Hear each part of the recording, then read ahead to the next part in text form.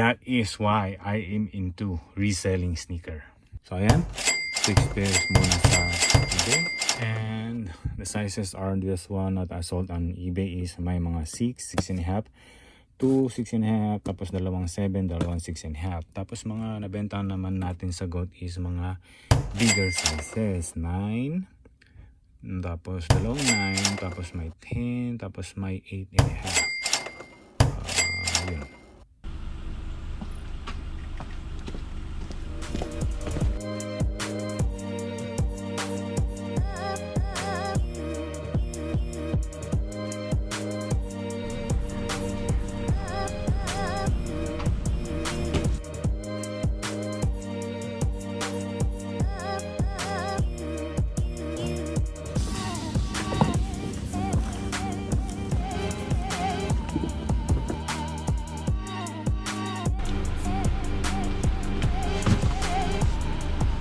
So ayun nga, halos punong-puno na naman ang sasakyan dito sa backseat at tapos doon sa likod.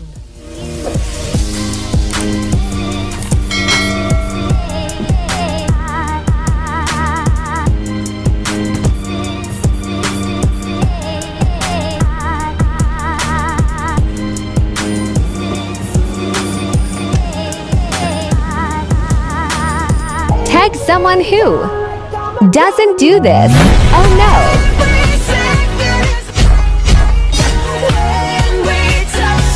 Buy this.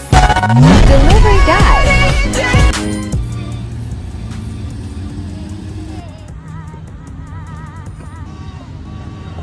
So yun nga, pagkatapos natin drop off ng orders, UPS, FedEx, tsaka USPS, we're gonna check out what we do have here on the mall. Here in Jimmy Jazz, it's almost just the same the other day. We got the Royals, mids, and also the platinum-ish tin. We gotta go and JD Sports now.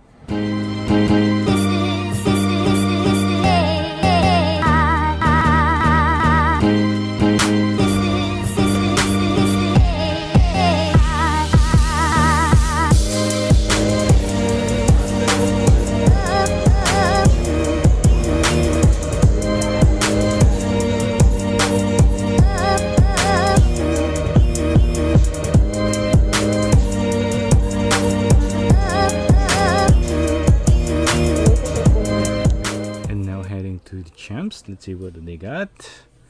Ano, grade school natin. Well, ayun nga, 0 tayo ngayon dito sa unang mall. Tingnan tayo dun sa ibang mall. Alright, so next mall na tayo.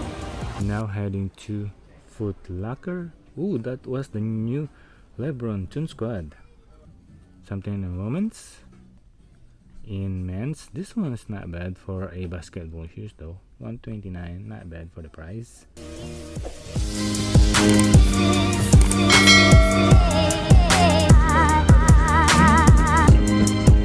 Alright, so what is your thought on this new LeBron Toon Squad?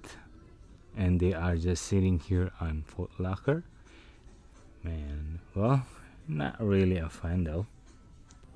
Okay, here also in the men's section, we got some sales, $69.99. Not bad.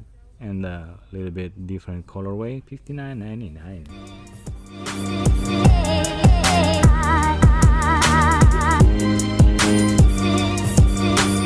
Alright, let's see what they got here on Finish Line. Well, this one in grade school, that's it. In men's, nothing.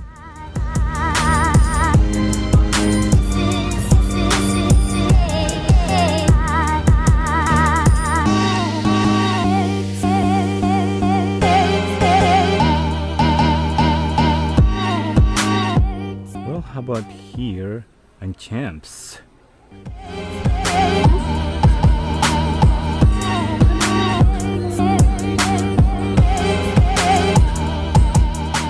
Finally, we found one. Grade school. Hopefully they got something good sizes like 5, 6, 6.5, all the way to 7. Well, good thing we do the hustle, the footwork. It pays off. Hey, there we go.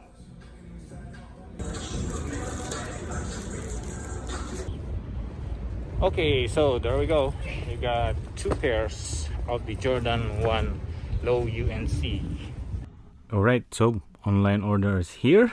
They arrived, and thank you to delivery person. How could I get out of the door if you blocked it? Thank you. So there we go. Unboxing will be on the next vlog. See you later. Bye.